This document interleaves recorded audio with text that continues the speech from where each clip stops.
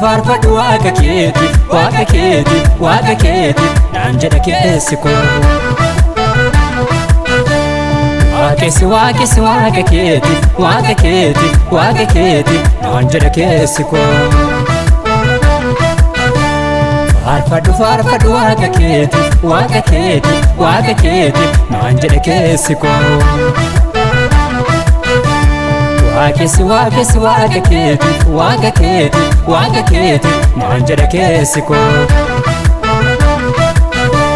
na waaqessa waaqa koo erga yeme keessi koo na waaqessa waaqa koo erga yeme keessi koo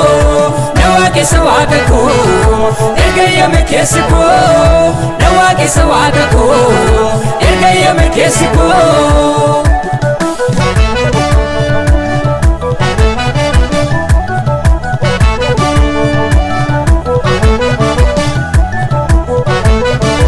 Fideen dhufee galata siifan fideen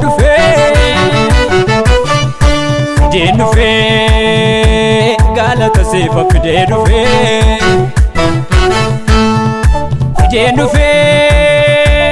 galata siifan fideen dhufee galata siifan fideen dhufee Odu goftaa ko sirraa bareeda meenarraa foodhe sirraa bareeda Odu goftaa ko sirraa bareeda meenarraa foodhe sirraa bareeda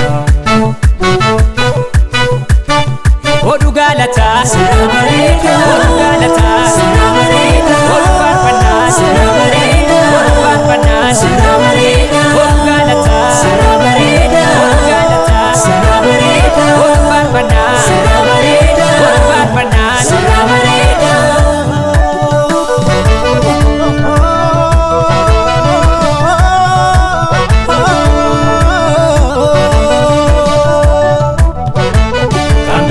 Malani kabare yeron da kanan waaqeffadhu ani Yesuusuman beeka wabii lubbuu koo kanani godhadhu itti citee taniitti hafe yoomiyyuu walirraa buqqa'u waaqessee isa faarfachuu koo uummanni hundi haa dhaga'u ani ninaaf godhe yaadadhe akkamittan baasa dubbadhe iddoo abbaa faadha koo bu'ee dachaa baay'ee na wajjin ba'e Afura koorrayyuu natti aana anis isattan ufaamana Afura koorrayyuu natti aana anis isattan ufaamana Kaabadeen kaawweeddu koo egaa maalittan taare Naaniyya galgalaaf ganama afaan koo isa faarfachuu bare Kaabadeen kaawweeddu koo egaa maalittan taare Naaniyya galgalaaf ganama afaan koo isa faarfachuu bare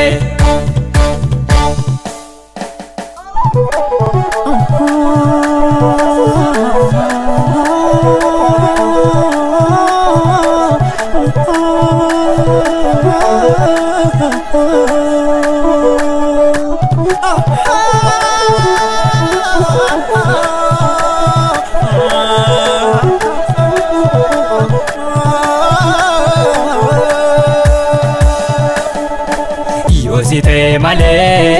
eenyu ka faarfatamu eenyu ka weeddifamu eenyu ka leellifamu maanguddoonni suni digdamii arfasaanii wal harkaa fuudhanii aaraan galfatanii ati qulqulluudha haanumtiyyuu sin beekaa har'as taanaas sin eegaa faarfannaan koo sumakaa ani soo barkaan qabaa waan jedhumaa fannabaa weedduu fi faarfannaa koon maqaa keenuu lol qabaa Shubisee na waaqeffadha utaalee na waaqeffadha Shubisee na waaqeffadha utaalee na waaqeffadha farfadhes na waaqeffadha waaqayyooni na waaqeffadha na waaqeffadha na waaqeffadha na waaqeffadha